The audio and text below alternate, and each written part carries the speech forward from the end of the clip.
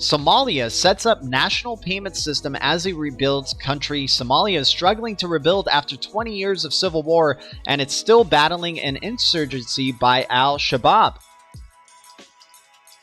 Somalia has set up a national payment system as part of the plans to develop the financial industry in one of the world's most fragile states. Following decades of political and economic instability, the 13 lenders in the Horn of Africa nation can now become interoperable, connected to the clearing and settlement system of the central bank, and able to transact with each other.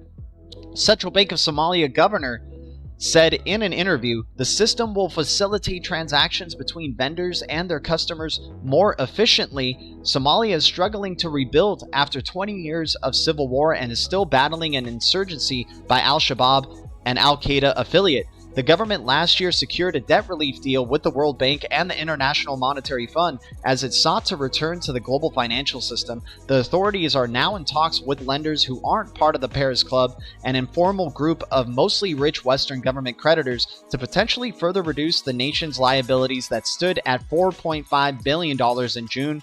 Under the system, the central bank connects lenders to a clearing and settlements platform to enable them to process real-time money transfers. It also includes interoperability capabilities for debit and credit cards, mobile network operators, and automated cash machines.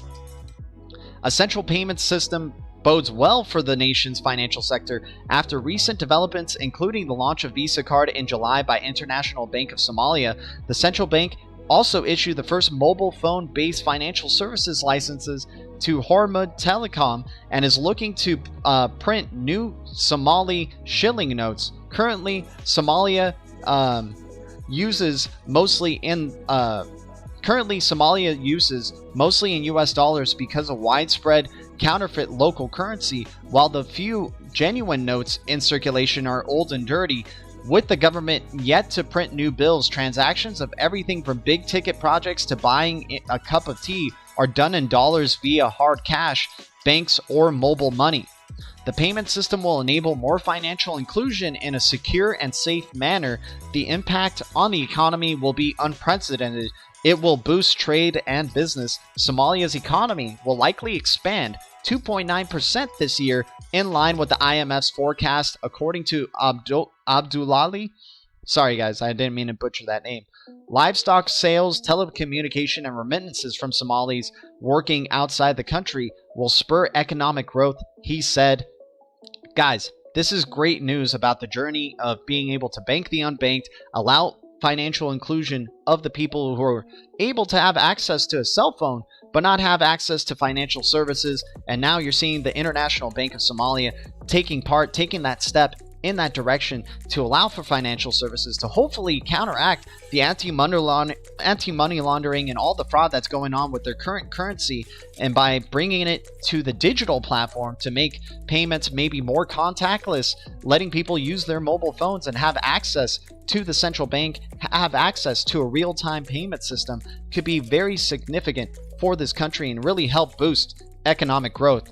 But one thing here's the major connection here that I think you guys are going to love, and how it's connected to Ripple. I was looking at the International Bank, or International Central Bank of Somalia, or the International Bank of Somalia. Sorry guys, don't mean to butcher it there.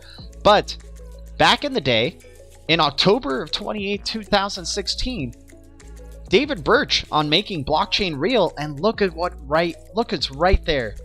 Birch uses Somalia as an example of challenging payments corridor.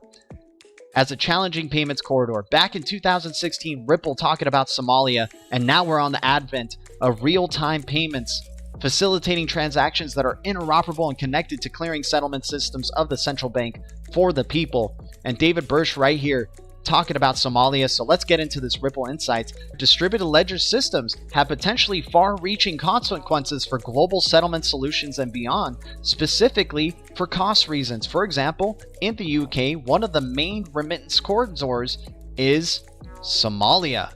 The corridor is a huge part of Somalia's GDP. A lot of banks don't maintain accounts for Somalia money services businesses, MSBs, because the cost of transmission outweighs any potential profit. KYC, AML, and PFT all continually increase the cost of doing business.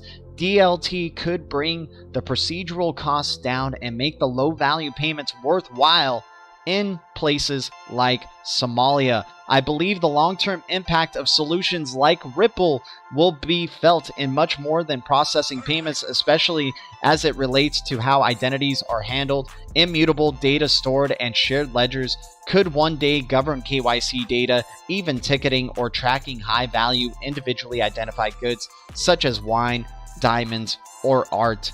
So guys, we got Somalia starting to progress over to allowing for interoperable connected clearing settlement system for their central bank and providing financial services to their people in that country. And we're already seeing that Ripple was already ahead of the game right there and possibly connected to what, you know, the International Bank of Somalia may be using. If you guys think it might be another platform, if you guys know of another platform that is heavily connected to the International Bank of Somalia, please feel free to leave it in the comments or in the chat here. But I definitely would like to know your guys' opinion. I just thought that was very interesting because, you know, those are the key words that we're looking for. Interoperable, connected, financial inclusion. And you're already seeing here back in 2016, Ripple identifying Somalia as a tough corridor to break through. And maybe this might be the first step in breaking some ground in that direction.